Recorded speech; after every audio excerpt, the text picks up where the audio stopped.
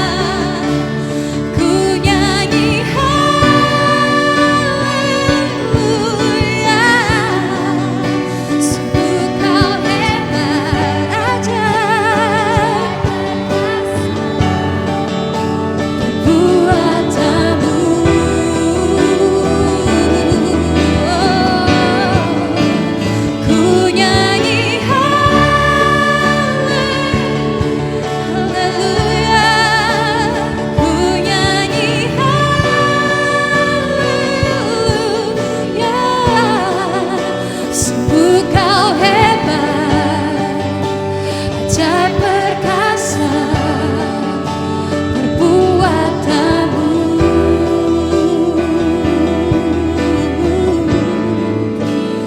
Ku nyanyi haleluya,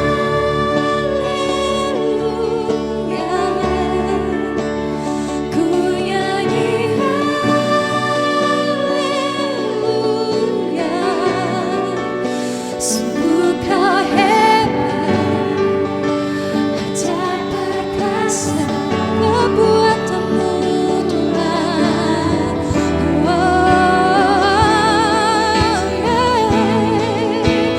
Ku nyanyi haleluya, haleluya.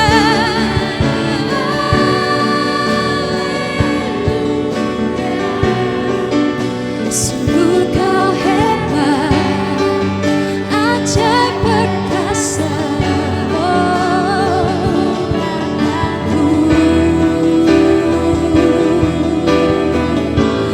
Di hidupku,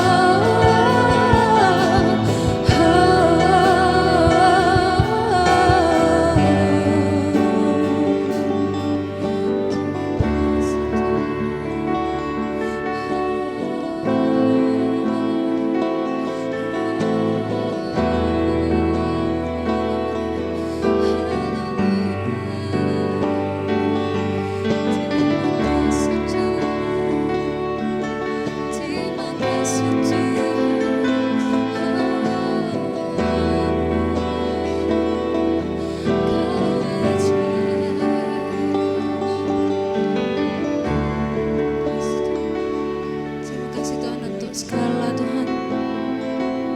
segala karunia-Mu yang telah Kau berikan kepada kami Tuhan. Terima kasih Tuhan, terima kasih. Terima kasih. Yuk kita semakin semangat ya, kita mau memuji Tuhan. Kalau ngomong siapa namanya? Jawabnya bagus. Kita lebih semangat ya, beri tos kanan kiri dulu ya. Happy Sunday. Yuk, yang semangat, tetap semangat ya.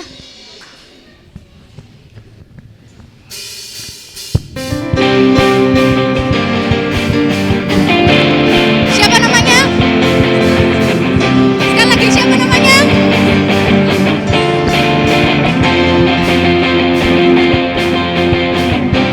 Tuhanku maha besar, Tuhanku maha kuasa, Raja segala raja. Dan takkan tergoyahkan, dan takkan terkalahkan. Dia hidup dan berkuasa. Serukan namanya, Yesus Tuhan Raja. Segala kuasa tunduk dalam namanya. Dia luar biasa, perkasa mulia. Yesus nama di atas segala nama.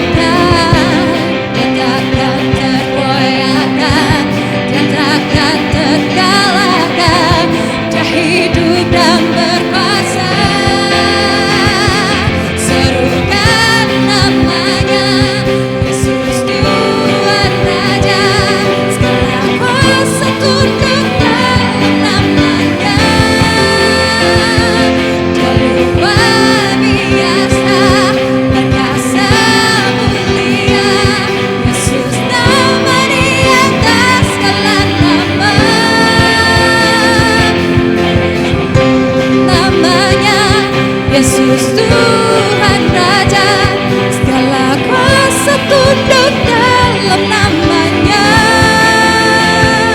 Dia luar biasa, perkasa mulia, Yesus nama di atas segala nama. Mari kita beri sorak-sorai pada Tuhan kita. Amin.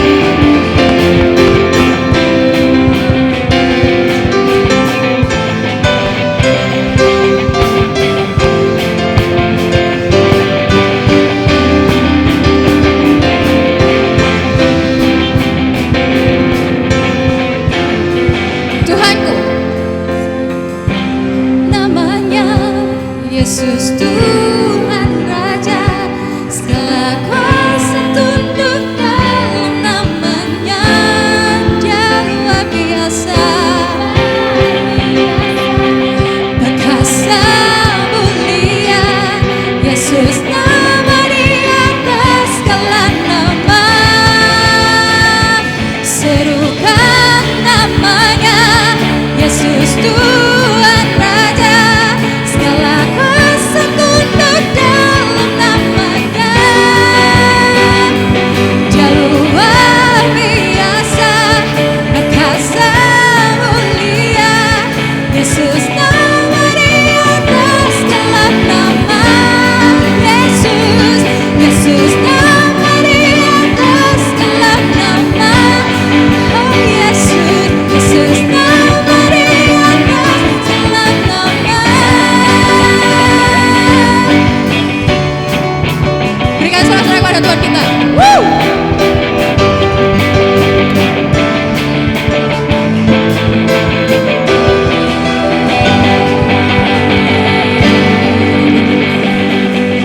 Silakan duduk kembali, boleh. Ini saya mau sharing sedikit ya. Untuk lagu yang terakhir ini, saya nggak tahu kenapa di Instagram saya itu ada feed ini itu. Tiba-tiba muncul ada behind the song dari lagu ini. Mungkin kalian nggak asing ya sama kata-kata lagunya Christ is Enough itu. Terus waktu saya membaca itu kayak saya perlu sharing gitu. Bagaimana kita bisa mendapatkan iman sebesar itu gitu. Jadi cerita dari behind the song ini 200 tahun yang lalu ketika para rabi untuk menyebarkan missionaries untuk menyebarkan agama Kristen ini, mereka tibalah di suatu tempat bernama Assam di India. Dan salah satu missionaries itu berhasil mengubah satu keluarga untuk convert ke Kristen. Dan pada waktu itu di sana masih kental dengan budaya suku. Kepala sukunya itu nggak suka ketika satu keluarga ini convert dan mereka begitu taat sehingga juga menyebarkan agama Kristen. Dan ketika kepala suku ini mendengar bahwa mereka juga mulai menyebarkan agama Kristen, semakin tidak sukalah dia. Akhirnya dia memanggil satu keluarga itu untuk dipersekusi, dipanggil di depan banyak masyarakat suku mereka, diadili di depan mereka semua. Dan ditanyalah sang kepala keluarga ya, jadi sang ayah, kalau kamu saat ini mau menyangkal Tuhanmu dan kamu mau berdoa kepercayaan suku kembali, maka kamu itu akan selamat. Tapi dia tahu apa yang dia katakan. Dia berkata bahwa Tuhan itu cukup bagiku dan aku sudah memutuskan untuk mengikuti dia, maka aku tidak akan bisa kembali. No turning back. Jadi I have decided to follow Jesus, no turning back. Dan tahu apa yang dilakukan oleh kepala suku itu? Dia memanah 2 anaknya. Jadi 2 anaknya dibunuh saat itu. Dan setelah itu dia tetap berkata, meskipun tidak ada yang follow Jesus, I will still follow him. No turning back, no turning back. Dan yang dilakukan oleh kepala suku itu, dia membunuh istrinya. Dan yang terakhir, dia tetap berkata, the cross before me, the world behind me, no turning back. Dan saat itu dia mengorbankan dirinya hanya untuk Tuhan. Bagaimana kita bisa mendapatkan iman seperti itu? Saya ingin sekali Tuhan, kita semua memiliki iman yang seperti itu. Meskipun kita di dalam kelemahan. Kemarin saya membaca 2 Korintus 12 ayat 9-10.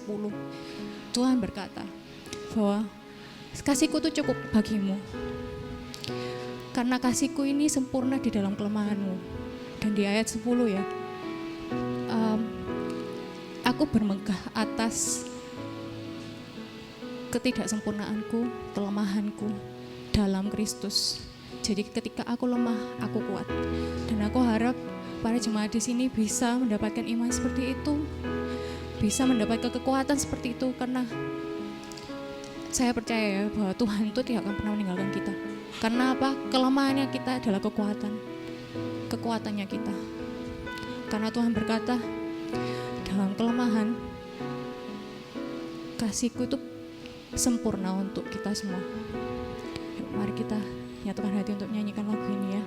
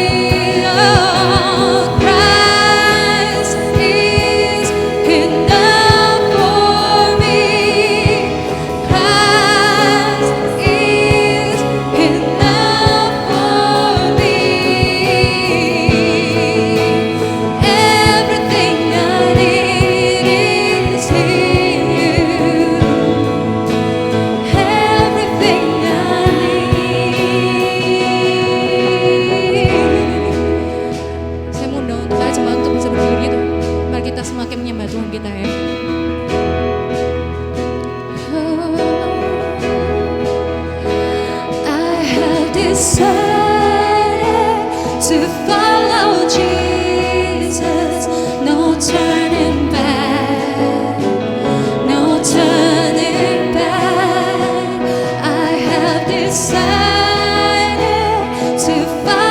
Jesus, no turning back.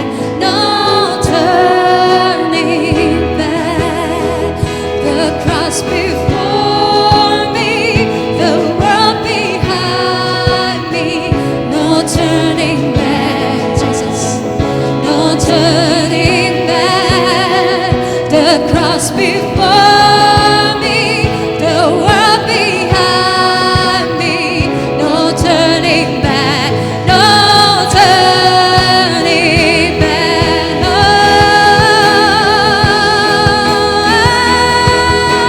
Christ is enough for me.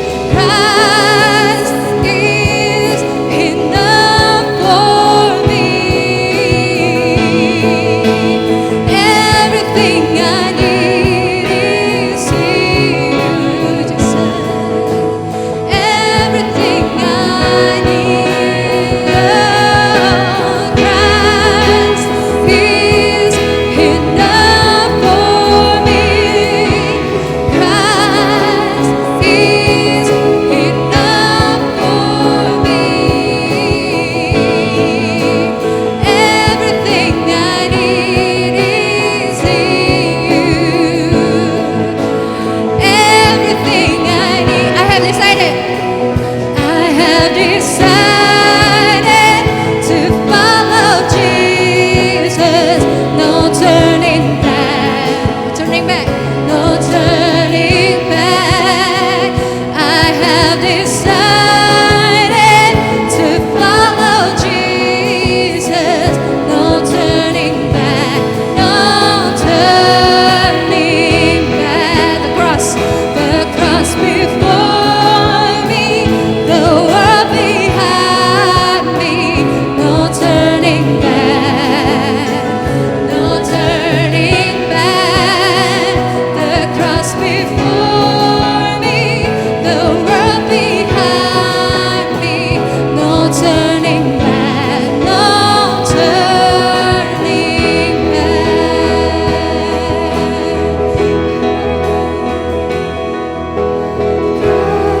Christ is enough for me. Christ is enough for me.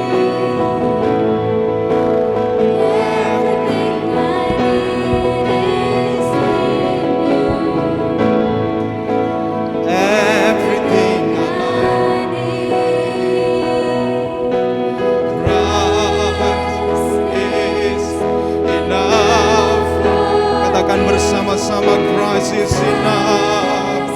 Oh, amen. Everything I need is in you. Everything I need. Everything I need is in you. Everything I need. Terima kasih Tuhan, karena sebagaimana kata-kata pujian ini Tuhan, mengucapkan kata-kata ini tanpa benar-benar kami sedang menghadapi pilihan-pilihan yang sulit, seperti latar belakang dari lagu ini, maka bisa jadi kami akan menikmati lagu ini karena notasi musiknya, aransemen musiknya, tetapi itu bisa jadi menjadi kosong. Kami mau Tuhan, Engkau menolong kami ya Tuhan, bahwa di dalam hidup kami ini ada sesuatu yang jauh lebih penting, sehingga kami bisa mengerti ketika kami mengatakan Christ is enough for me. Kadang-kadang ini doesn't make sense, ini tidak masuk akal, sampai kami mengalami apa yang Tuhan ingin agar kami mengalaminya. Hanya orang-orang yang mengalaminya akan menjadi masuk akal, akan menjadi mengerti. Mengapa ada seorang ayah mengorbankan segala sesuatu untuk anaknya hanya karena ketika mereka menjadi seorang ayah. Demikian juga Tuhan, kami akan mengerti apa yang kami katakan ketika kami kadang-kadang diperhadapkan kepada pilihan-pilihan yang sulit, dan kami hanya berserah kepada Engkau. Dan biarlah Tuhan Engkau menjadi nyata melalui kata-kata pujian ini. Dan melalui firman Tuhan yang kami akan dengar bersama-sama. Engkau mengasihi jemaat-Mu. Itu sebabnya Engkau mati di atas kayu salib bagi jemaat-Mu. Bagi setiap kami. Bukan kami dalam ketika kami sudah baik. Tetapi Engkau mati bagi kami ketika kami dalam keadaan berdosa. Dan Tuhan, seperti Engkau gambling, Engkau seperti spekulasi, apakah pengorbananmu ini akan menjadi layak karena pada akhirnya umat manusia mencari Engkau. Ada juga manusia yang menolak Engkau, tetapi Engkau tetap memutuskan untuk mati bagi dunia ini. Terima kasih ya Tuhan buat kasih-Mu. Itu sebabnya kami bisa berkata Christ is enough. Karena Kristus mengambil keputusan untuk mati bagi kami bukan didorong oleh mood, bukan didorong oleh perasaan, tetapi didorong oleh karena ketaatan kepada kasih Bapanya yang luar biasa. Itu sebabnya Christ is enough bagi setiap kami. Terima kasih ya Tuhan. Kami mengucap syukur dan demi nama Yesus Kristus kami siap dengarkan firman-Mu. Haleluya. Amin, amin, amin. Puji Tuhan, silakan duduk kembali.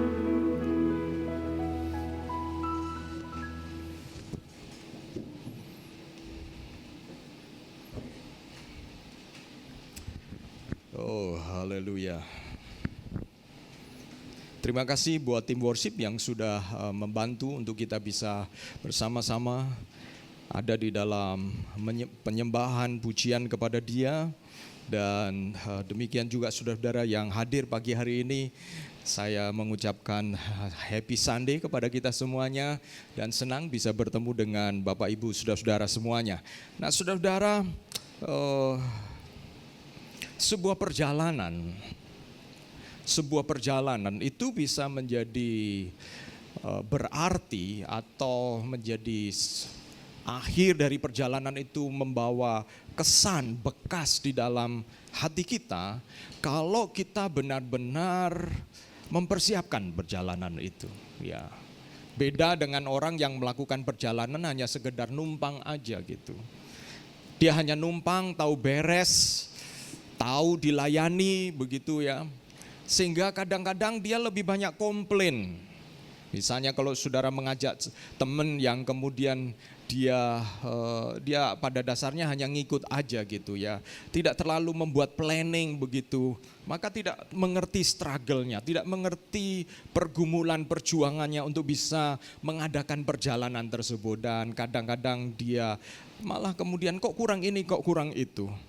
Oleh karena itu di bulan Maret ini sebelum kita mengadakan Paskah, kami atau kita semua akan bersama-sama mengikuti perjalanan Yesus menuju kayu salib.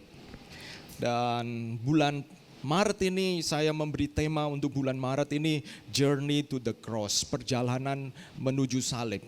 Saya berharap kita tidak hanya nanti pada waktu Paskah menggumuli, merenungkan pesan-pesan Paskah, tetapi sejak awal bulan Maret ini kita membangun momentum untuk mengerti, memahami apa yang sebenarnya terjadi di atas kayu salib. Dan saya berharap kita semua bisa benar-benar berada di dalam perjalanan ini. Kita satu gerbong, satu bus sama-sama menuju perjalanan. Dan kalau saudara berada di gerbong yang sama dengan saya, kita sedang menuju to the cross, maka saudara dan saya percaya saudara akan mengerti, akan menikmati perjalanan itu. Amin, saudara-saudara. Amin. Ya. Pagi hari ini saya akan menyampaikan firman Tuhan yang saya beri judul The Jar Loves Fragrant Ministry. Buli-buli pualam yang merupakan lambang, simbol dari pelayanan kasih yang harum. Kalau diterjemahkan bahasa Indonesia ya, kadang-kadang bahasa Indonesia kata-kata lebih banyak begitu ya. Ya itulah ya. Dan kita akan melihat kira-kira 6 hari sebelum Yesus disalibkan, saudara-saudara. 6 hari sebelum Yesus disalibkan. Dan di 6 hari ini Yesus melakukan perjalanan ke Betania. Sebenarnya dia menuju Yerusalem. Dan sebelum ke Yerusalem, di Betania ini Yesus punya pos gitu ya. Punya kelompok KTB gitu. Punya komunitas tumbuh bersama. Ya. Dan di situ Yesus mampir di KTP Betania. Wow, karena seringkali Yesus mampir di sana. Dan kita melihat Yesus ketika mampir di sana, dia disambut begitu rupa, dia diundang di sebuah rumah dari seorang yang kemudian diberi julukan Simon si Kusta. Tentu Simon ini tidak sakit kusta lagi ya. Tetapi dulu sangat besar kemungkinan Simon ini adalah salah satu orang yang disembuhkan oleh Yesus. Sehingga dia masih dijuluki Simon si Kusta ya, saudara-saudara. Enggak menyenangkan ya, sudah sembuh masih diberi julukan Simon si Kusta. Tapi saudara-saudara, kadang-kadang di dalam perjalanan kita, it's okay. Orang kemudian masih memberikan label, karena itu kesempatan untuk kita bersaksi ya saudara-saudara. Kesempatan, loh kok ada kata kusta begitu ya. Kenapa? Nah, dari situlah kemudian bisa bersaksi. Nah, Simon si Kusta ini mengundang Yesus untuk ada di rumahnya, dan kita membaca di dalam Matius 26 ayat 6 sampai 13. Saya akan mengajak kita membaca teks ini. Matius 26 ayat 6 sampai 13. Demikian bunyi firman Tuhan, ketika Yesus berada di Betania di rumah Simon si Kusta dan sedang duduk makan, datanglah seorang perempuan membawa suatu buli pualam berisi minyak narwastu murni yang mahal harganya. Setelah dipecahkannya leher buli-buli itu, dicurahkannya minyak ke atas kepala Yesus. Ada orang yang menjadi gusar, ada orang, ini satu nih. Dan berkata seorang kepada yang lain, untuk apa pemborosan minyak narwastu ini? Ya, kadang-kadang memang ada yang ngisruh ya saudara-saudara. Dan dia bertanya, ngapain itu? Dia melakukan pemborosan minyak narwastu, itu kan mahal. Karena sudah disebut tadi, ayat tadi mengatakan itu minyak narwastu murni, mahal harganya. Sebab minyak ini dapat dijual 300 dinar lebih, dan uangnya dapat diberikan kepada orang-orang miskin. Kegusarannya ini kayaknya mulia ya. Kayaknya wah hatinya baik ini ya. Sehingga dia membuat hitungan simpoa di kepalanya. Ingat, pada waktu di dalam kitab Injil Yohanes, kalau saya tidak salah di pasal yang ke-6, Yohanes pasal ke-6, waktu Yesus bersama 5.000 orang lebih, itu 5.000 itu laki-laki saja, belum dihitung perempuan dan anak-anak. Yesus kemudian berkata kepada para murid-muridnya, ini sudah sore ini, gak ada makanan ini. Ayo kalian, para pilar dan KTB leaders, tolong sediakan makanan untuk jemaat ini. Wow, saudara-saudara, langsung Filipus yang jago matematika ngomong begini ya. Wah guru, ini 200 dinar gak cukup ini guru. Buat 5.000 lebih orang ini gak cukup. Jadi saudara-saudara, berarti 300 dinar lebih ini bisa kasih makan 5.000 orang lebih loh saudara-saudara. Saudara, berapa besar uang yang sebenarnya terkandung dari minyak narwastu ini. Dan itu adalah upah 1 tahun yang dikumpulkan. Kalau UMR sebulan katakanlah 3 juta, berarti 3 kali 12, 36 juta harga dari minyak ini. Ya, makanya Yudas si bendahara ini memang kadang-kadang bendahara ini sangat peka dengan uang ya saudara. Sangat peka gitu. Dan kemudian Yudas ngomong begitu. Dan kemudian lalu ini gara-gara omongan Yudas udah hitung-hitungan. Lalu mereka murid-murid memarahi perempuan itu. Tetapi Yesus berkata, biarlah dia. Mengapa kamu menyusahkan dia? Ia telah melakukan suatu perbuatan yang baik padaku. Kata baik itu dalam terjemahan yang lain yang beautiful, yang indah. Karena orang-orang miskin selalu ada padamu dan kamu dapat menolong mereka bila mana kamu menghendakinya. Nah ini menarik. Yesus ini tahu sebenarnya nggak perlulah ganggu wanita itu. Sebenarnya Yesus tahu bahwa uang di kas ini cukup untuk membantu orang miskin. Kadang-kadang hati kita ini ya inginnya keep terus, inginnya simpan terus gitu ya. Sehingga kemudian ada hal yang memang diperuntukkan khusus untuk Tuhan, justru kalau boleh nggak usah deh, itu untuk orang miskin aja gitu ya. Dan ia telah melakukan apa yang dapat dilakukannya, tubuhku telah diminyakinya sebagai persiapan untuk penguburanku. Aku berkata kepadamu, sesungguhnya di mana saja Injil diberitakan di seluruh dunia, apa yang dilakukannya akan disebut juga untuk mengingat dia. Saudara-saudara, sebenarnya kalau kita mengupas ayat-ayat ini ada banyak perspektif, ada banyak sisi yang kita bisa ambil kebenaran. Tapi saya mau fokus kepada buli-buli di dalam pualam ini ya. Pualam itu adalah seperti batu marble gitu ya saudara-saudara. Yang kadang-kadang ada di rumah-rumah itu ya. Yang jadi lantainya lantai marble yang hampir seperti kalau kita pergi ke PM, Pakuan Mall, lantainya yang seperti itu kan pualam itu ya saudara-saudara. Jadi memang itu adalah satu jenis batuan yang mudah dibentuk dan itu dipakai untuk menyimpan minyak wangi yang mahal, dan murni, sehingga kita melihat bahwa dari casingnya kita tahu minyak ini mahal. Dan saudara-saudaraku, saya dari kisah ini saya membuat definisi pengorbanan terlebih dahulu. Karena minyak di dalam buli-buli pualam ini berbicara tentang pengorbanan. Ini saya definisikan pengorbanan dari Matius pasal 26 ayat 6 sampai 9 paling tidak. Ya ayat 3 sampai 9 ini. Oh, saya membaca Markus ini saudara-saudara, maafkan saya. Ini Markus pasal 3 ayat 3 sampai 9. Ini sama isinya. Nah saudara-saudara, definisi pengorbanan adalah suatu tindakan terbaik yang didasari oleh kasih yang menyebabkan seseorang menyerahkan haknya kepada Tuhan sehingga merasa sakit, namun ada sukacita tersendiri karena itu dilakukan untuk Tuhan. Saya ulang. Pengorbanan adalah suatu tindakan terbaik. Perhatikan ini. Tindakan terbaik yang didasari oleh kasih. Dan kasih ini menyebabkan sesuatu yang terbaik ini, saudara-saudara, itu bukan seringkali, faktanya itu berhubungan dengan penyerahan hak, saudara-saudara. Itulah yang mengapa menyakitkan pengorbanan itu. Kalau pengorbanan itu tidak menyakitkan, kemungkinan besar itu belum sampai menyerahkan hak saudara-saudara.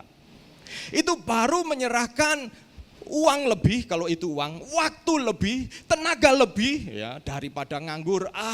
Aku tak pelayanan. Itu saudara-saudara, itu kan mending gitu. Saudara-saudara, kalau saudara tidak sampai menyerahkan hakmu dan didorong oleh kasih, maka itu belum disebut pengorbanan sebenarnya. Kenapa? Karena kita menikmatinya. Karena kita sebenarnya, saudara-saudara, kita happy dalam pengertian itu tidak sampai hak kita itu diserahkan kepada Tuhan. Namun ada sukacita tersendiri karena itu dilakukan untuk Tuhan. Sasarannya adalah untuk Tuhan. Dan itulah yang terjadi, pengorbanan yang disimbolkan oleh buli-buli pualam yang berisi minyak narwastu yang mahal. Minyak narwastu itu berapa waktu yang lalu saya pergi ke Jakarta. Saya pergi ke Museum Benda-Benda Alkitab di daerah Kelapa Gading, saudara-saudara. Dan kemudian saya mengunjungi ownernya dan saya janjian terlebih dahulu dengan beliau. Saya mengunjungi dan saya sebenarnya ingin mengajak dia untuk kerjasama. Gimana kalau museum ini ada di tempat yang lain gitu. Dan waktu saya kunjungi, dia tur saya dan salah satu yang ditujukan adalah minyak narwastu ini, saudara-saudara. Minyak narwastu adalah minyak yang dibuat dari akar. Dan ternyata akar ini itu diimport, saudara-saudara. Minyak ini diimport dari Himalaya. Banyak akar pohon ini terdapat di Himalaya. Dan bayangkan saudara-saudara, minyak itu betapa mahalnya pada waktu itu karena diimpor. Tidak heran cara menggunakannya juga harus dipecahkan. Karena saudara-saudara, metode waktu itu belum ditemukan ulir kayak baut begitu ya saudara-saudara. Sehingga perlu disil, perlu dimetrekan dengan satu seperti sejenis lilin begitu ya. Yang kemudian supaya minyak itu tidak, odornya itu tidak keluar. Sehingga kemudian kehilangan bau wanginya. Nah saudara yang saya kasihi, ada 2 poin yang saya ingin seberangkan kepada kita pagi hari ini. Yang pertama, pengorbanan itu menyakitkan, tapi mendatangkan kemuliaan dan hormat bagi Tuhan. Pengorbanan itu menyakitkan, tapi mendatangkan kemuliaan dan hormat bagi Tuhan. Dalam Markus pasal 14 ayat 3 dikatakan, ketika Yesus berada di Betania tersebut, di rumah Simon si kusta dan sedang duduk makan, datanglah seorang perempuan membawa suatu buli-buli pualam. Di sini tidak disebutkan siapa perempuan itu, tapi kalau saudara membaca Yohanes pasal 12, perempuan itu adalah Maria, saudara Lazarus. Di pasal 12 Injil Yohanes, di situ disebut 2 kali ada Lazarus di situ. Nampaknya mereka ini kumpulan orang yang mau mengucap syukur. Simon si kusta rumahnya dipakai, dia nampaknya rumahnya lebih gede, lebih besar sehingga dia kemudian rumahnya dipakai karena dia pernah disembuhkan oleh Yesus. Di situ juga ada Lazarus di dalam Yohanes pasal 11, dia juga dibangkitkan dari kematian sehingga saudara perhatikan Marta di dalam Yohanes pasal 12 itu masak. Jadi saudara bayangkan, saya mengajak saudara-saudara untuk mengembangkan senses indera saudara-saudara. Bayangkan di ruangan yang sama, ini Marta masak gede, ucapan syukur saudara-saudara. Wow, mereka tidak makan babi ya saudara-saudara ya. Jadi kita tidak akan ketemu babi. Saya membayangkan nih ada roti, ada makanan-makanan dari biji-bijian, ada makanan dari daging saudara-saudara. Karena mereka begitu bersyukur dan bersukacita. Dan di tengah-tengah bau masakan yang luar biasa di ruangan itu, datanglah wanita ini yang kemudian dia memecahkan buli-buli. Saya menemukan ada 3 kata yang saya akan bahas pagi hari ini ketika berbicara tentang pengorbanan itu menyakitkan. Yang pertama, perhatikan kata mahal di dalam ayat yang ketiga Markus pasal 14. Mahal itu apa sih artinya? Mahal itu bukan murah atau murahan. Ya betul toh Pak, ya. Tetapi mahal itu kan relatif ya saudara-saudara. Betul ya? Mahal itu relatif. Mahal buat seseorang belum tentu mahal buat orang lain. Karena ya kesanggupan orang itu berbeda gitu. Kesanggupan orang itu berbeda, betul kan? Jadi kalau misalnya kesanggupan kita itu sekali makan 100 atau 200 ribu katakanlah begitu sekali makan. Buat orang yang sanggup itu gak mahal itu ya. Wah ini ya ribs ini. Ribs kambing atau ribs sapi, lembu begitu ya. Wah ini lebih murah dari tempat yang lain saudara-saudara. Tapi bagi mereka yang uang sakunya sehari bisa jadi makan 50 ribu saudara-saudara. Uang saku untuk pagi, siang, malam. Wow, 200 ribu sekali emplok, sekali makan itu mahal ya saudara-saudara. Perhatikan. Firman Tuhan mencatat mahal dan mahal itu relatif bergantung kepada siapa yang melakukan. Dan menurut saya suka dengan Alkitab mencatat kata mahal ini. Karena mahal itu bagi setiap kita itu berbeda-beda tetapi efeknya sama. Kalau itu berbicara tentang pengorbanan, saudara akan sakit. Saudara akan sakit. Buat orang yang biasa makan misalnya 150-200 ribu sekali makan begitu ya saudara-saudara. Lalu kemudian untuk makan atau untuk melakukan sesuatu di dalam pelayanan itu cincailah gitu ya saudara-saudara. Tetapi buat seseorang lain Memberi seperti itu sangat-sangat mahal. Nah, saudara-saudara, minyak itu harganya lebih dari 300 dinar atau setara 1 tahun upah UMK. Tadi saya hitung sekitar 36 juta. Minyaknya 36 juta, saudara-saudara. Jika kita memberi yang mahal, waktu, tenaga, keuangan, pikiran dan lain-lain, kita merasa sakit. Kita merasa sakit. Maka di situ terjadi pengorbanan. Kita menyerahkan hak kita terus-menerus kepada Tuhan. Maka percayalah, ketika kita lakukan itu akan terjadi seperti dalam kisah ini, bau harum di mana Tuhan kita dihormati oleh karena perilaku kita. Saudara-saudara, saya yakin kalau saudara mencintai seseorang, salah satu ekspresi untuk menunjukkan bahwa saudara mencintai dia, saudara memberi dia sesuatu yang mahal. Karena itu menunjukkan dia penting gitu.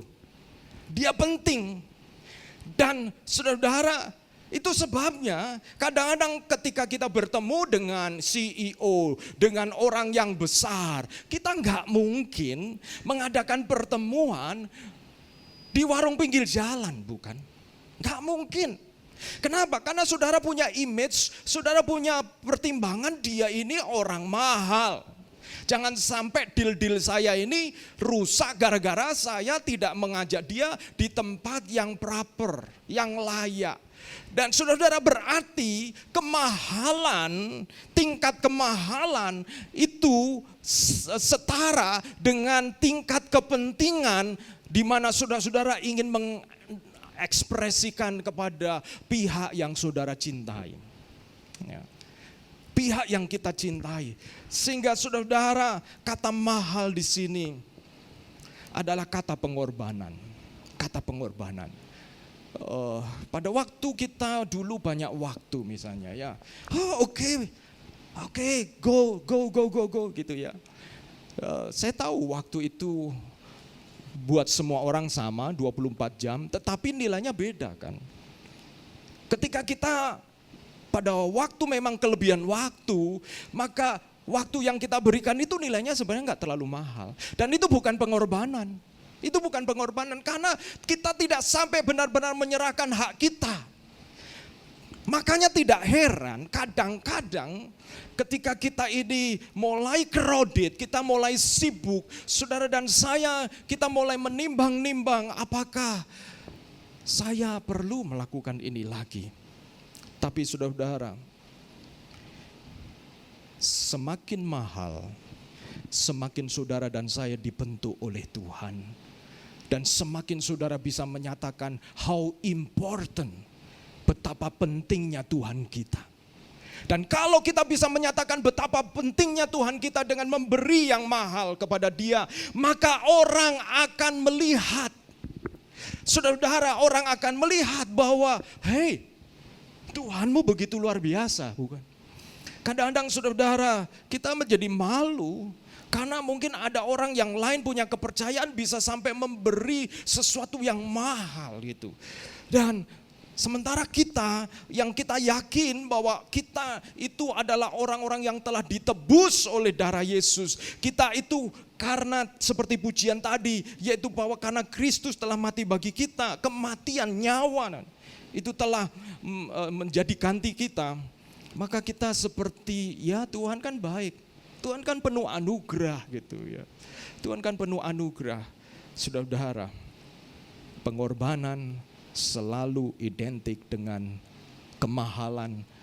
Karena kemahalan itu menunjukkan siapa yang menerima itu betapa pentingnya orang itu. Dan kalau kita melakukan untuk Tuhan, lakukan yang mahal. Amin, saudara-saudara. Lakukan yang mahal. Saudara-saudara, yang kedua kata murni. Di situ minyak narwastu murni. Artinya bukan campuran, saudara-saudara. Bayangkan jika saudara membeli minyak campuran, madu. Ini biasanya susah untuk membedakan madu asli sama madu yang sudah campuran, kadang dicampur gula. Ada yang juga trik menyampur madu dengan dimasak dengan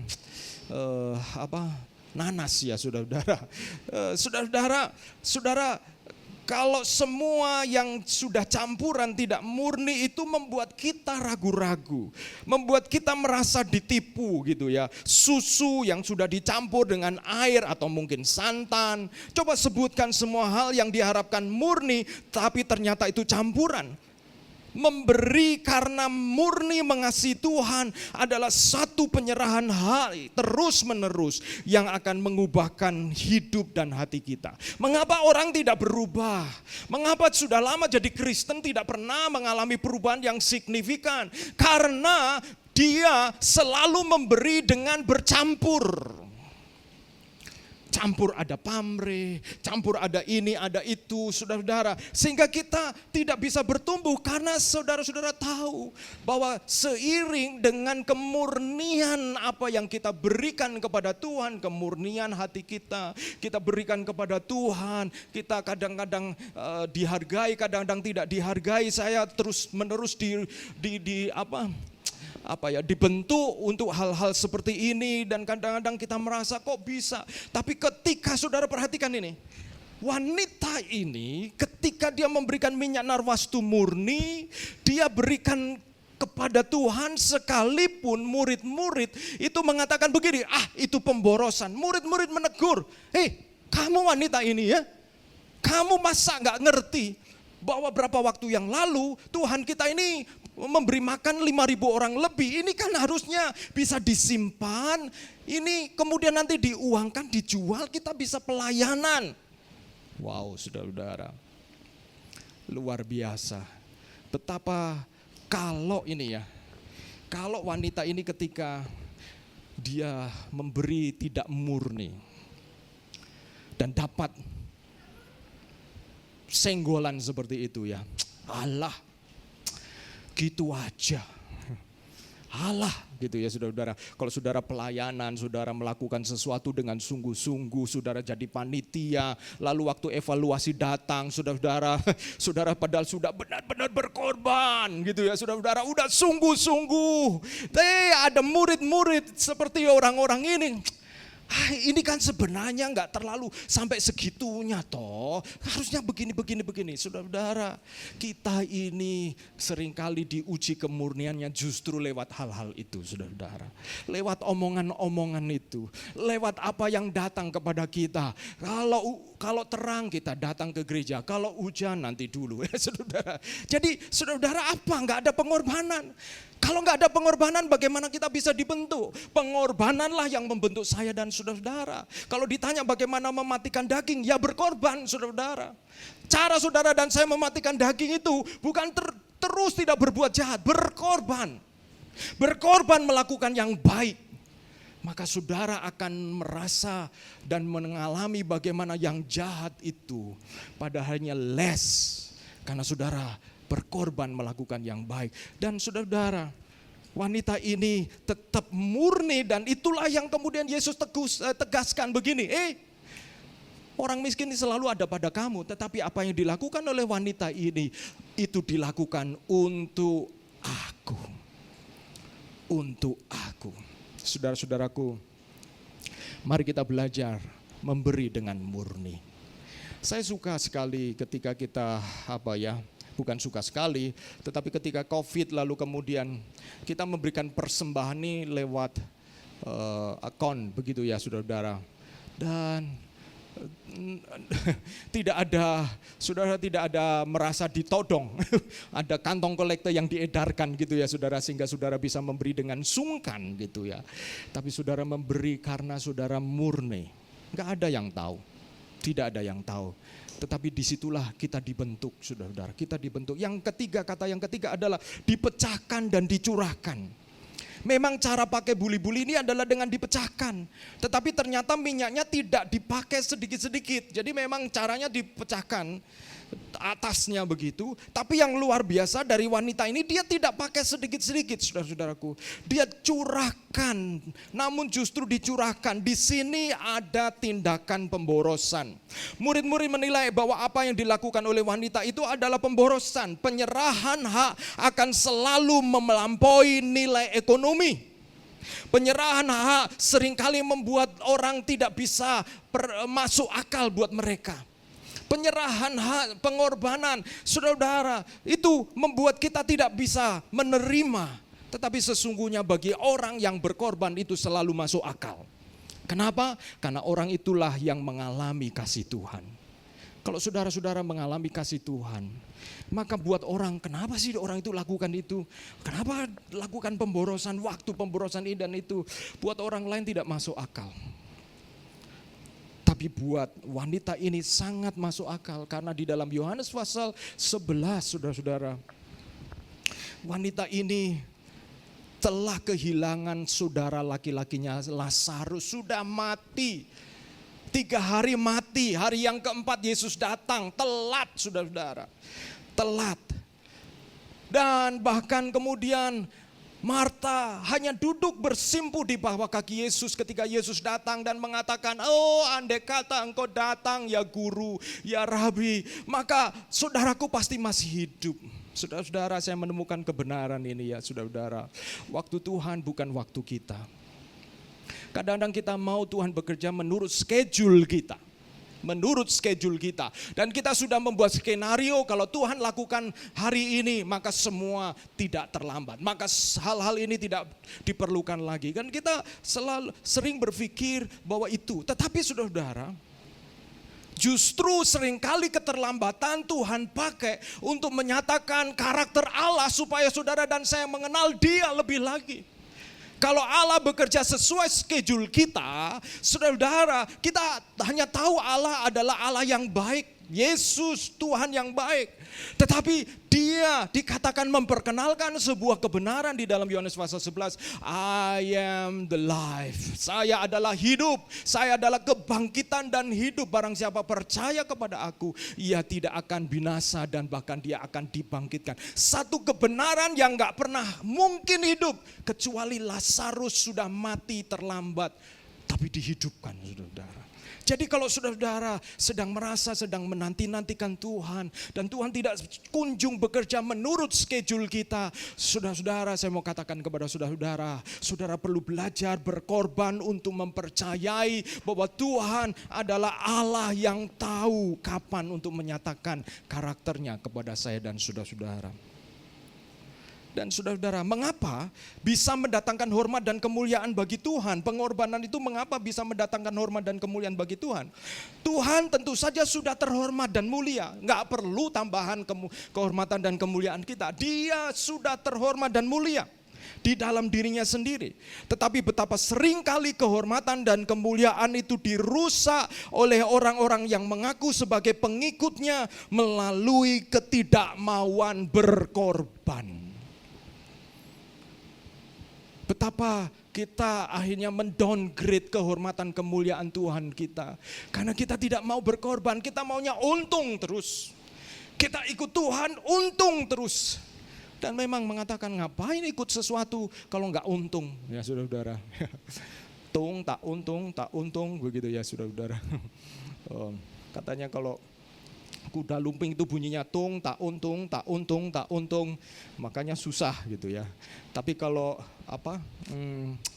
barongsai itu bunyinya jien gitu ya. Duit gitu. Saudara-saudara, kadang kita berpikir ikut Tuhan apa untungku? Saudara-saudara, masalah terbesar saudara dan saya itu sudah diselesaikan Tuhan. Kok masih tanya apa untung? Masalah terbesar kita apa? Dosa. Itu masalah terbesar kita. Dengan kebaikan tidak cukup. Dengan apa yang kita lakukan tidak cukup. Paulus mengatakan begini, bahwa kamu tahu apa yang baik dan menginginkan untuk melakukan yang baik, tetapi ada anggota-anggota tubuhmu yang dikuasai untuk kemudian justru hukum dosa yang berlaku. Jadi ada masalah terbesar yang sudah diselesaikan oleh Kristus, yaitu dosa. Sehingga saudara dan saya, masalah terbesar itu sudah selesai. Dan bagaimana kehormatan dan kemuliaan Tuhan itu, pengorbanan bisa mendatangkan kehormatan dan kemuliaan Tuhan. Ketika kita berkorban, saudara-saudara, apa yang kita lakukan mahal, murni, boros, itu membuat pribadi yang kepadanya kita melakukan itu menjadi important, menjadi penting. Bayangkan kalau saudara kita taruh Tuhan di dalam daftar kita, itu daftar yang ke-40 gitu ya saudara. Kita hanya datang kepada Tuhan kalau kepepet. Menurut saudara, roh saudara akan menganggap Tuhan penting? Tidak. Tetangga saudara akan membuat atau melihat bahwa Tuhan itu penting bagimu? Tidak saudara. Tuhan hanyalah firefighter, pemadam kebakaran.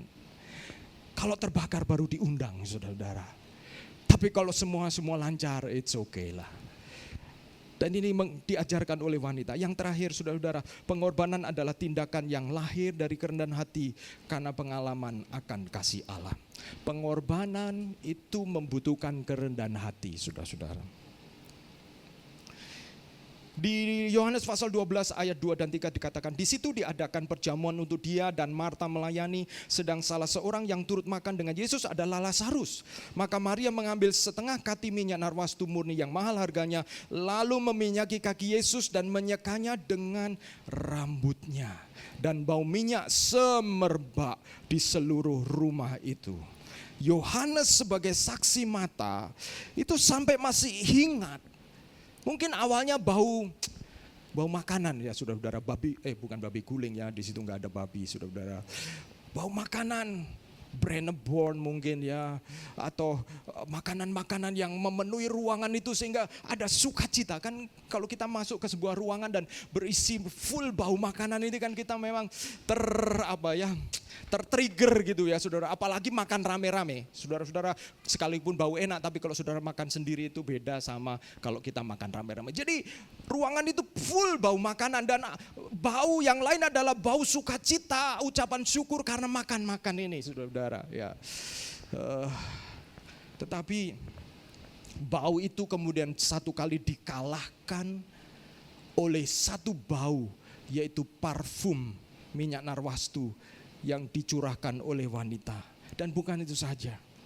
Kalau yang lain makan mungkin sampai gelegean saudara-saudara. Wah, puas, makan begitu puas. Saya merasa saudara-saudara bahwa murid-murid ini mereka bangga ikut Yesus karena ikut kecipratan ucapan syukur saudara-saudara. Ikut kecipratan ucapan syukur, dan kadang-kadang saudara-saudara, kita ini juga bangga karena mungkin kenalan kita. Oh, dia itu CEO ini, kita sebut itu teman saya gitu kan saudara-saudara. Oh, dia ini, oh itu teman saya. Kita ini kadang-kadang ikut bangga gitu ya. Ikut bangga, dan kita lupa saudara-saudara, bahwa seringkali saudara-saudara seperti wanita ini, dia tidak perlu kebanggaan-kebanggaan itu. Dia hanya perlu merendahkan hati dan rambutnya. Wanita Yahudi itu sebenarnya rambutnya nggak boleh diurai ya saudara-saudara. Rambutnya tidak boleh diurai, bahkan mereka cenderung berkerudung saudara-saudara. Tetapi kali itu Maria membuat rambutnya terurai untuk mengusap kaki Yesus dengan rambutnya. Saudara-saudara, bukankah kadang-kadang ketika kita itu sudah berkorban, lalu dada kita ini makin besar. Saya sudah do something penting, important, ya, saudara-saudara, penting. Mana namaku kok nggak disebut-sebut, saudara-saudara. Saudara-saudara, kalau saudara berkorban, Tuhan yang akan menyebut nama saudara-saudara. Tidak perlu orang-orang menyebut nama saudara-saudara. Kita tidak perlu acknowledgement, pengakuan. Kalau itu kita tujukan kepada Tuhan, pasti akan ada semerbak bau harum dari pengorbanan kita. Saudara-saudara, saya mau mengajak kita melihat terakhir ini saudara-saudara. Saya tertarik dengan Maria ini. Ternyata Maria ini punya spesialisasi di bawah kaki Yesus saudara-saudara. Yang banyak orang bersama-sama dengan Yesus, suka pada waktu Yesus melakukan perkara-perkara besar, meneduhkan badai. Jarang yang berada di bawah kaki Yesus. Lebih suka kalau makan bersama dengan Yesus, lebih suka ucapan syukur bersama dengan Yesus. Nama besar Yesus itu membuat mereka merasa, saya mengikut mengikut guru, rabi yang membuat saya juga tenar, membuat saya juga terkenal, saudara-saudara.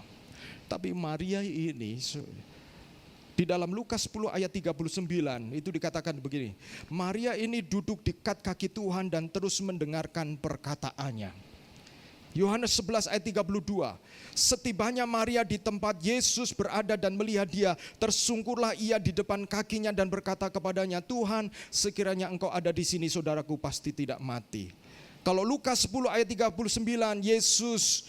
Maria duduk di bawah kaki Yesus sebagai seorang yang belajar, learn, dengar. Saudara, untuk belajar berkorban, saudara harus berani untuk mau diajar, mendengar firman.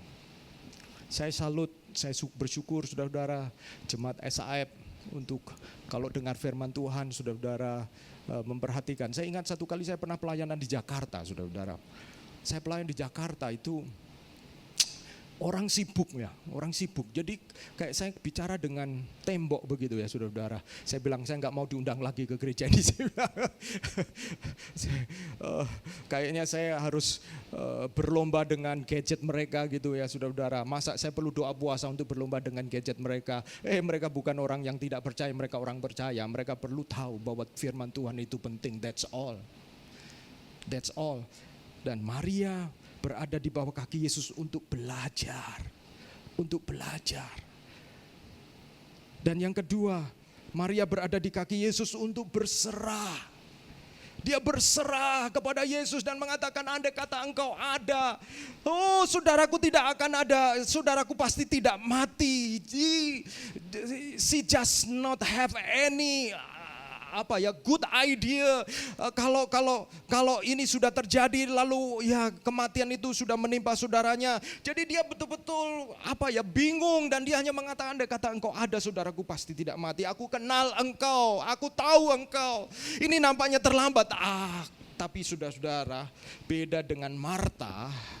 Maria ini duduk di bawah kaki Yesus. Walaupun menyesal, tapi dia berserah, saudara-saudara. Tapi dia berserah. Dia berserah. Dan yang terakhir pasal 12 Injil Yohanes ayat 3 mengatakan, maka Maria mengambil setengah kati minyak narwastu murni yang mahal harganya, lalu meminyaki kaki Yesus dan menyekanya dengan rambutnya, dan bau minyak semerbak di seluruh rumah itu. Yesus dihormati oleh Maria. Saya belajar, orang yang sungguh-sungguh belajar firman Tuhan akan tahu kapan berserah kepada Tuhan. Dan akan tahu bagaimana menghormati Tuhannya. Sehingga saudara-saudara, kalau saudara-saudara menjadi orang-orang yang mengikut Yesus, belajar duduk di bawah kaki Tuhan. Saya mengundang pemain musik untuk maju ke depan.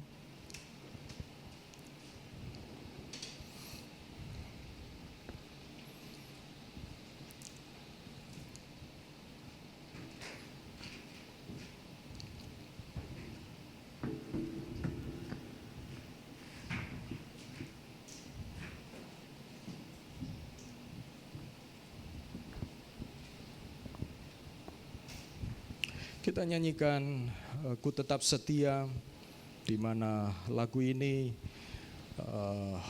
diinspirasi oleh kisah wanita yang memberikan minyak narwastu yang murni kepada Yesus. Pengarang lagu ini adalah Gracia, anak yang buta. Satu kali saya pernah diberitahu ya, kalau saya tidak salah mamanya Stefani yang memberitahu saya gitu ya.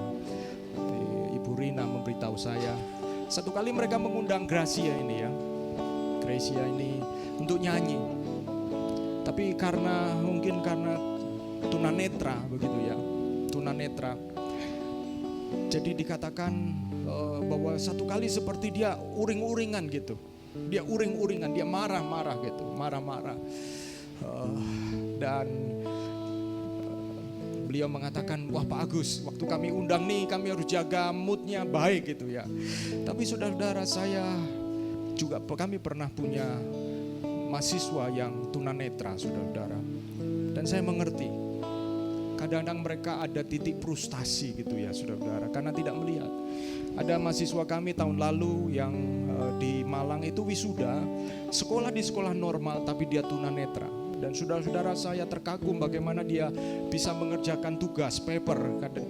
Dia kadang-kadang WA kami dosennya, dan bukannya WA lalu dia voice itu, lewat voice, dan saya jawab dengan voice juga. Tapi dia bisa menyelesaikan kuliahnya dengan baik, saudara-saudara. Seringkali kita harus belajar setia dari orang-orang yang punya keterbatasan. Karena di sanalah kita belajar pengorbanan, saudara-saudara. Mari kita nyanyikan pujian ini seperti wanita yang mengurapi. Mari kita bangkit berdiri bersama-sama.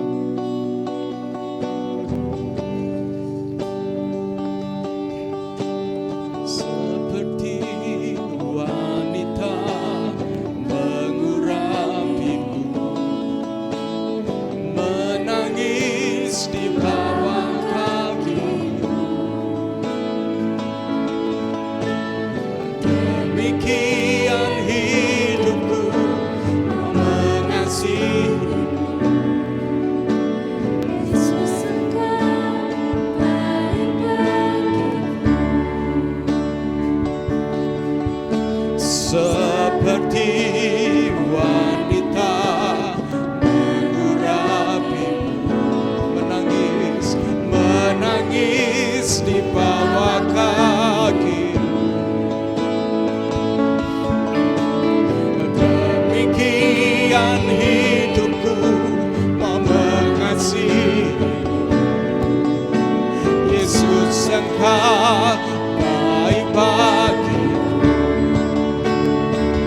Sampai akhir ku menutup mata, ku tetap setia menanti janjimu.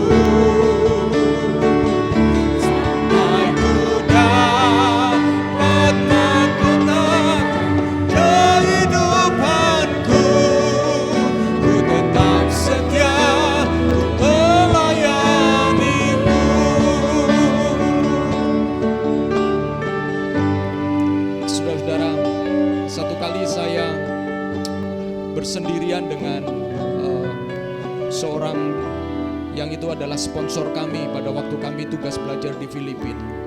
Namanya Om Antoni Sorbo. Beliau sudah meninggal dunia, tapi waktu itu masih hidup. Dan waktu itu saya tanya, Om ini sudah tua, sudah 60 lebih, mau 70. Kenapa Om masih mau pergi ke Ambon untuk membangun sekolah, untuk ngawasi gedung, ngawasi bangunan? Padahal satu kali kami mengitari area itu, dan karena area itu sekitar ada 6 hektar area itu, dan Om Sorbo ini jatuh di sungai, saudara-saudara. Dan saya temani dia untuk mengukur seluruh pagar karena direncanakan untuk dibangun pagar. Lalu saya tanya, Om kenapa Om? Kenapa masih ada orang-orang muda yang lain? Dia mengatakan, Agus, saya kalau pulang ke Amerika, saya tidak ada yang saya lakukan selain saya ada di rumah jompo. Tapi saya merasa masih ada yang saya bisa lakukan di Indonesia. Dan dia mengatakan, ibarat lilin, saya mau hidup saya ini dibakar dari kedua sisi. Dia ngomong begitu, supaya terang besar. Wow, saya mendengar itu. Kadang-kadang saya sebagai orang muda, saya berhemat-hemat untuk memberi kepada Yesus. Saya berhemat-hemat, berhitung-hitung untuk melakukan pengorbanan kepada Yesus. Tapi orang tua ini telah memberikan sebuah teladan. Dan saya tahu bukan karena dia sudah tua, tapi memang itulah hidupnya. Saudara-saudara, minyak narwastu yang ada di dalam hidup saudara-saudara itu apa? Siang hari ini belajar untuk mencurahkan itu di bawah kaki Yesus dengan rendah hati. Apa yang membuat saudara-saudara sulit berkorban? Hak-hak apa yang saudara-saudara belum saudara serahkan kepada Dia? belajar untuk mengatakan, Tuhan, saya mau serahkan ini kepadamu Tuhan. Kita nyanyikan pujian ini dan sementara saya mengundang untuk Stefan dan Olive untuk maju ke depan melayani perjamuan kudus. Ku menutup mata, ku tetap setia menanti janji-Mu sampai ku dapat mengkotakkan kehidupanku. Ku tetap setia untuk melayani-Mu. Amin, haleluya. Saudara-saudaraku, di depan kita ada roti perjamuan dan anggur perjamuan yang melambangkan tubuh dan darah Tuhan. Saya mengajak saudara-saudara, tiap kali kita melakukan perjamuan kudus, itu adalah seperti yang Yesus sampaikan, yang berbicara tentang pengorbanannya bagi saudara dan saya. Dan mari kita mengingat pengorbanan Yesus, saudara-saudara. Dan mari kita datang kepada Tuhan siang hari ini. Saudara duduk di bawah kaki Tuhan. Entah engkau sedang mau belajar untuk mendengar, atau engkau sedang belajar untuk berserah di bawah kaki Tuhan. Tuhan, ada engkau hadir. Tuhan, engkau sedang merasa ada di dalam sebuah keterlambatan. Mungkin engkau sedang menanti sesuatu. Ada skenario, jadwal yang menurut saudara-saudara, kenapa Tuhan tidak lakukan sesuatu? Saudara-saudara berserah di bawah kaki Yesus. Ketika engkau melakukan perjamuan kudus, berserah kepada Yesus. Dan juga ada, kita siap untuk menghormati Yesus, menghormati pengorbanannya dengan kita belajar setia, memberi yang mahal, memberi yang murni. Bahkan Tuhan yang tidak berhemat untuk kita memberi yang terbaik yang kita bisa lakukan. Haleluya, haleluya. Amin, haleluya. Terima kasih Tuhan, terima kasih Tuhan. Engkau hadir di tengah-tengah kami. Engkau hadir di tengah-tengah kami, saudara. Terima kasih Tuhan, haleluya, haleluya. Saya minta tolong untuk unsur perjamuan bisa dibagikan.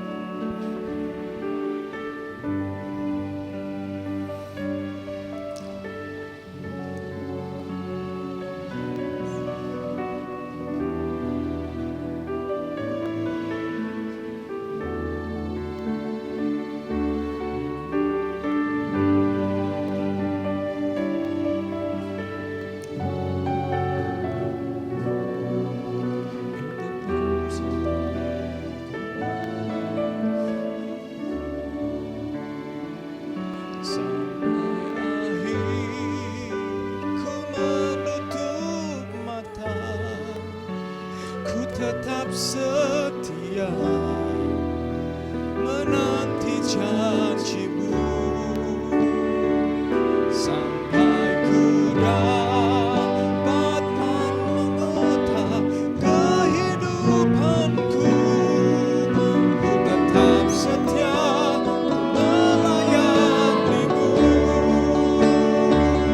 sampai akhir, amin. Katakan, ku tetap setia menanti janji-Mu sampai ku dapatkan mahkota kehidupanku. Ku tetap setia melayani-Mu. Saudara-saudara, saudara pegang unsur-unsur perjamuan kudus dan kita persiapkan diri bersama-sama. Firman Tuhan mengatakan bahwa ketika di Korintus jemaat Tuhan mengadakan perjamuan Tuhan,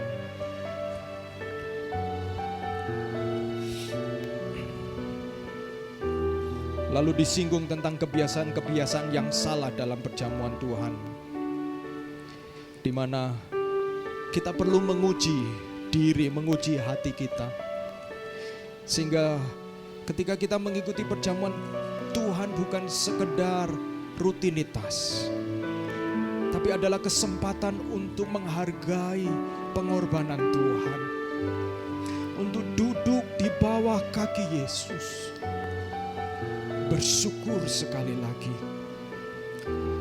Dan kemudian kita datang kepada Tuhan. Mari kita berdoa terlebih dahulu. Tuhan, Engkau menilik hati kami masing-masing Tuhan. Engkau menyelidiki hati kami. Di ruangan ini, di rumahmu, Engkau adalah tuan rumah, bukan kami Tuhan. Tuan rumah selalu tahu dengan tepat gerak-gerik tamunya, dan di balik gerak-gerik itu ada apa. Dan biarlah Tuhan, Engkau melihat hati kami, dan mari Tuhan Engkau menolong kami, melayani kami melalui perjamuan Tuhan ini. Kalau ada di antara kami yang sedang lemah, Tuhan kuatkan. Kalau ada di antara kami yang sedang merasa jauh dari Engkau, Tuhan Engkau hampiri. Kalau ada di antara kami ya Tuhan yang merasa bahwa oh Tuhan kami hadir pagi hari ini, kami kebetulan hadir, kami kebetulan ada di tempat ini. Mari ya Tuhan, tidak ada yang kebetulan.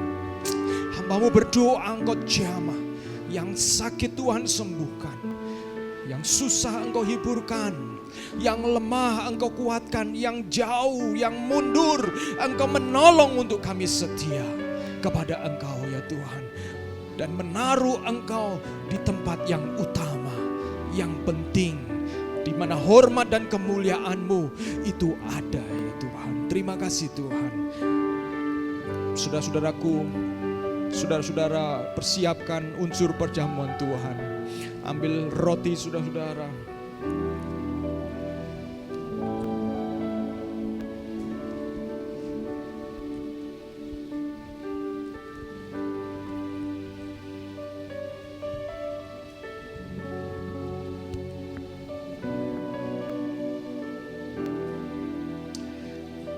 Kita angkat roti bersama-sama. Yesus mengambil roti dan berkata, inilah tubuhku yang telah dipecah-pecahkan bagi kamu.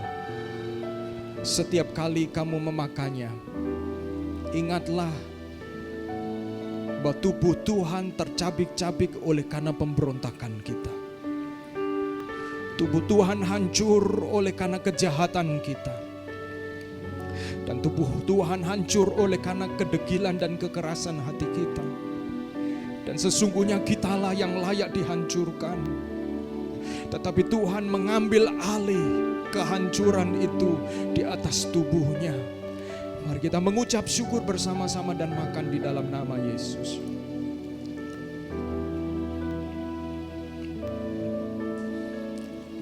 Lalu Yesus mengambil cawan yang berisi air anggur, sambil berkata, inilah darahku, darah perjanjian yang baru. Engkau tidak perlu lagi menyembelih kambing domba apabila engkau berdosa. Karena darah yang mahal, darah yang suci itu telah dicurahkan cukup untuk satu kali sebagai perjanjian yang baru. Hiduplah dengan takut akan Tuhan, menghargai karya salib Tuhan, darah Yesus yang menjadi perjanjian untuk engkau hidup melayani Tuhan, hidup sungguh-sungguh, dan oleh bilur-bilurnya engkau disembuhkan. Oleh bilur-bilurnya engkau disembuhkan. Oleh bilur-bilurnya engkau telah disembuhkan. Di dalam nama Yesus Kristus, mari kita minum anggur yang merupakan darah perjanjian. Amin.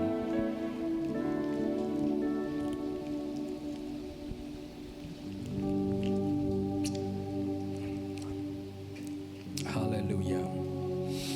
Amin, haleluya. Kami mengucap syukur. Saya minta tolong untuk Ibu Lili datang dan bisa berdoa untuk mengucap syukur bersama-sama dengan seluruh jemaat Tuhan mempelai Kristus. Amin.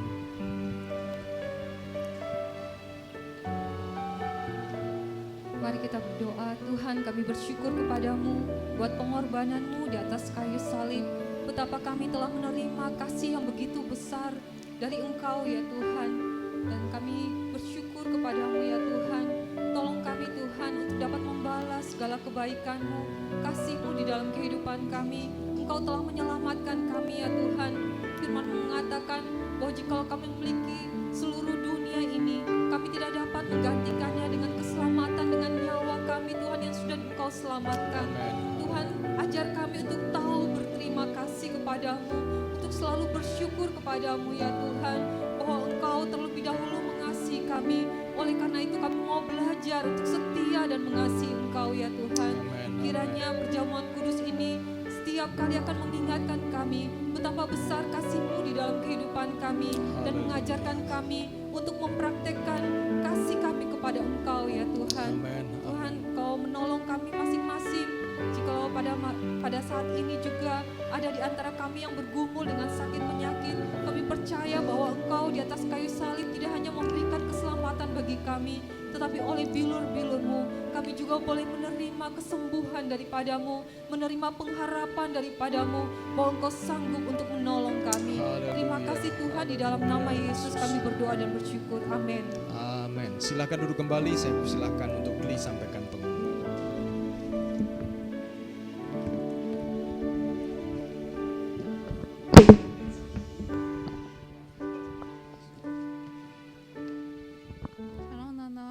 Mengucapkan terima kasih kepada Pak Agus buat firman yang luar biasa.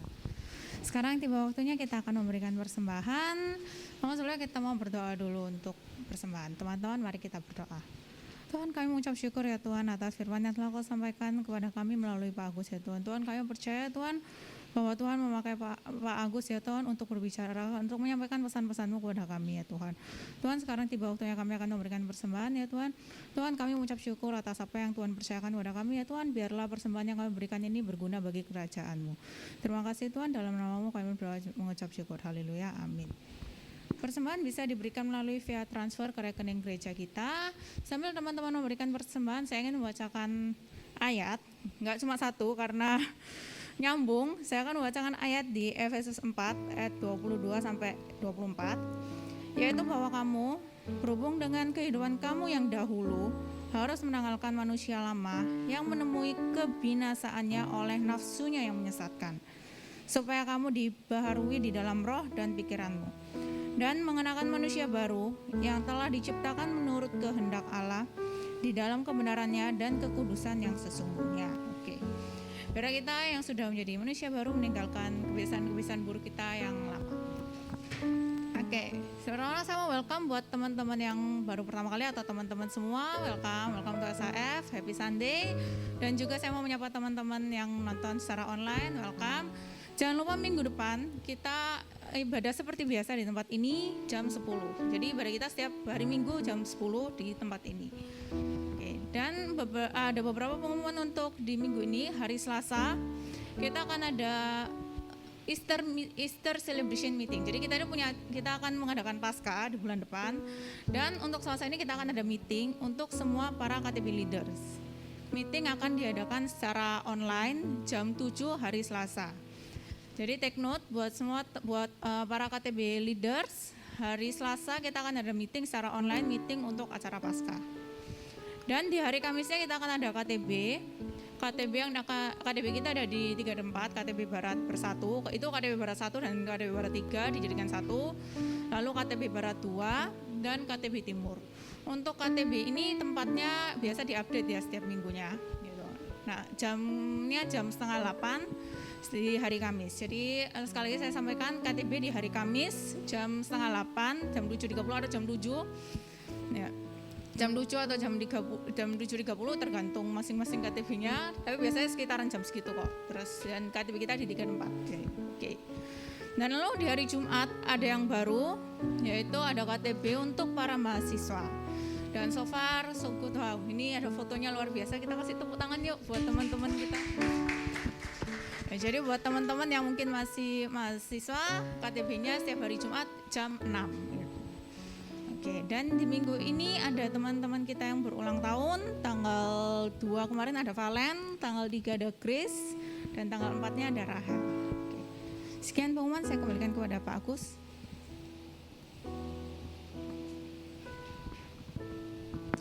Makasih Kli. Ya, sebelum kita berdoa buat yang ulang tahun, saya juga mengucapkan terima kasih karena yang lalu waktu ulang tahun saya mendapatkan gift, birthday gift begitu. Saya terima kasih, ucapkan terima kasih kepada saudara-saudara yang sudah mengasihi, menunjukkan kasih. Saya merasa diberkati ya, saya merasa bersyukur dan sekali lagi kita saling encourage satu dengan yang lain. Dan sekarang ada yang berulang tahun, hadir di antara kita Rahel Nita. Sebenarnya ada Grace, tapi Grace belum pulang ya. Ada, oh Grace, ya sudah pulang, puji Tuhan. Aduh, ini dari Sulawesi kali ya. Ya, oke. Valen ada? Di mana Valen? Mama Valen? Woi, Mama Valen. Dulu ada namanya Mama Valen tapi paranormal ya. Ini mamanya Taka ya, mamanya Taka. Mari saya mengundang, kita nyanyi Happy Birthday ya bersama-sama ya. Saya undang maju ke depan, kita akan berdoa bersama-sama saudara, dan saya bangkit berdiri.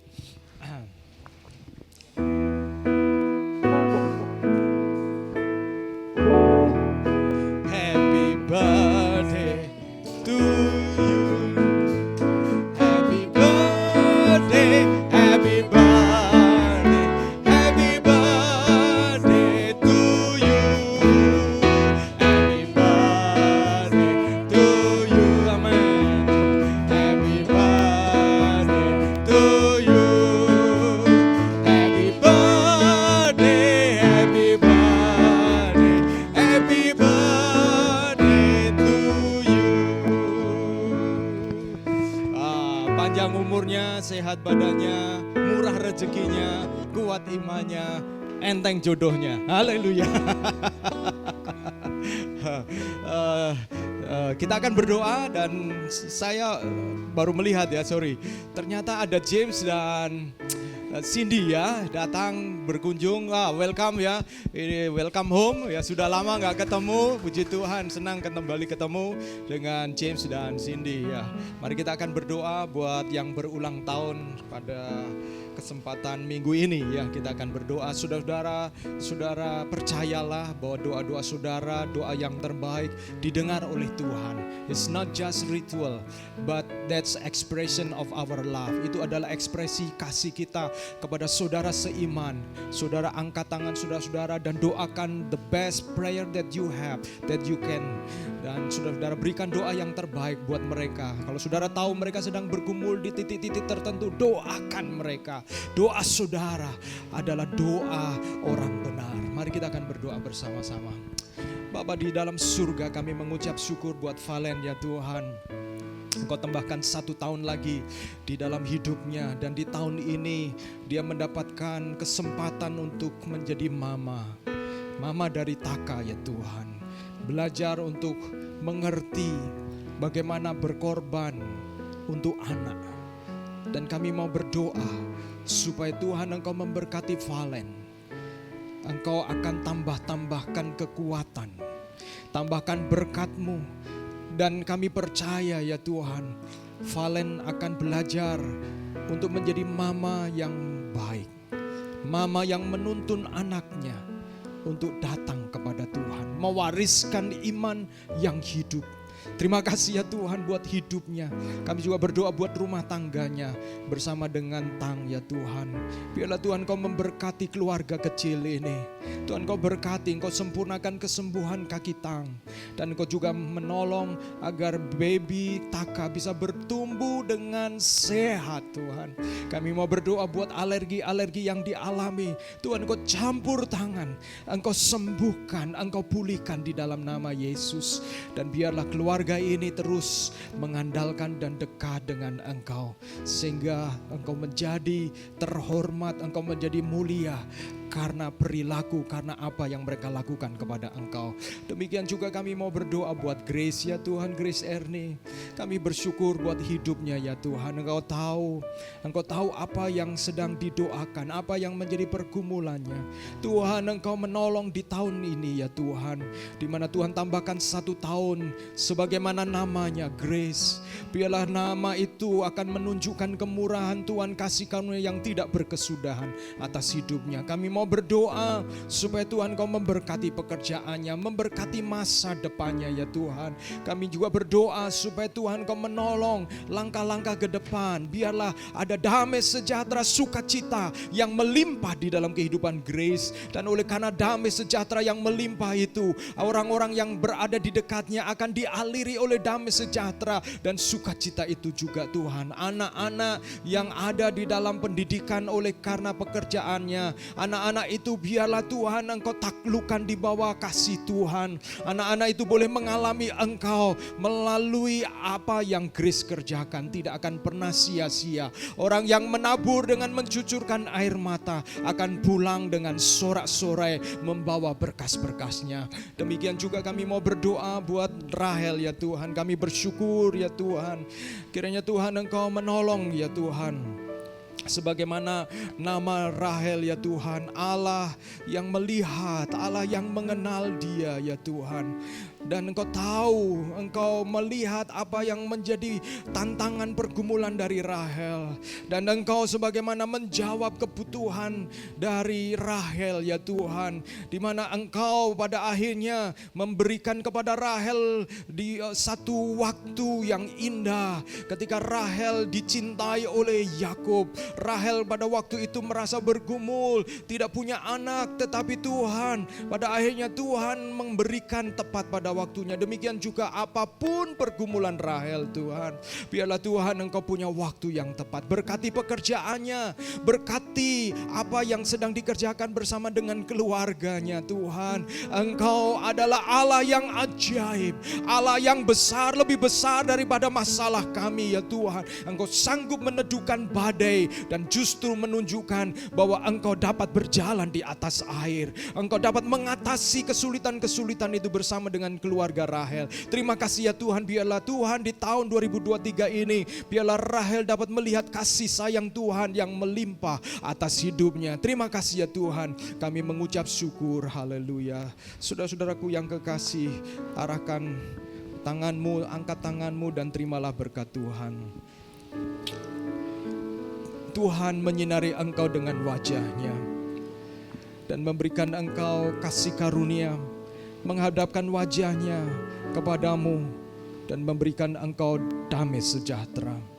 Diberkatilah engkau yang hari ini datang dari jauh, yang mengambil waktu untuk datang di rumah Tuhan. Diberkatilah engkau yang datang hari ini dan engkau harus membayar harga untuk bisa datang hari ini. Apa yang kau kerjakan, pengorbananmu tidak sia-sia. Tuhan akan dimuliakan dan kehormatan itu menjadi bagian dari Tuhan.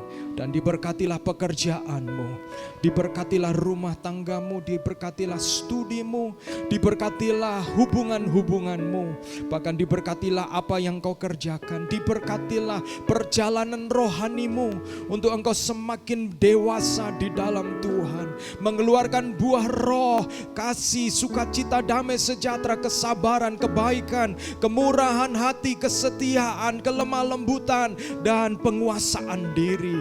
Biarlah itu muncul di dalam setiap hidupmu, di dalam segala keadaan, sampai dunia melihat bahwa Tuhan kita adalah Allah yang besar. Dan kiranya damai sejahtera Allah serta kasih sayang dari Tuhan Yesus Kristus dan penghiburan oleh karena Roh Kudus menyertai saudara dan saya, dan saudara mendapatkan jawaban di dalam doa-doa saudara, karena Yesus akan datang kali yang kedua menjemput setiap saudara dan saya yang tidak kenal menyerah untuk terus berharap kepada Dia. Haleluya.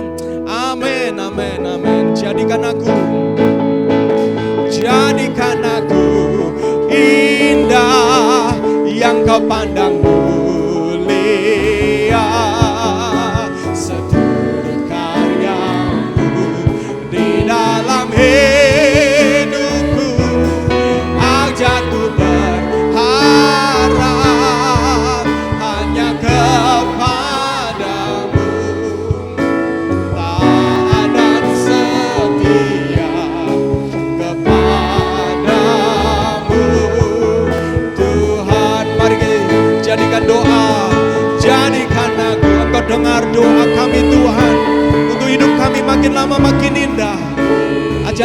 untuk tetap setia, tidak menyerah. Belajar untuk percaya bahwa Tuhan punya waktu. Belajar untuk terus berkorban, memberi yang terbaik. Karena Engkau pada waktunya menyatakan kehormatan dan kemuliaan-Mu. Amin, haleluya. Keadaan setia, tak ada setia kepadamu Tuhan. Amin, amin, amin. Happy Sunday, God bless you. Tuhan Yesus berkati kita semua.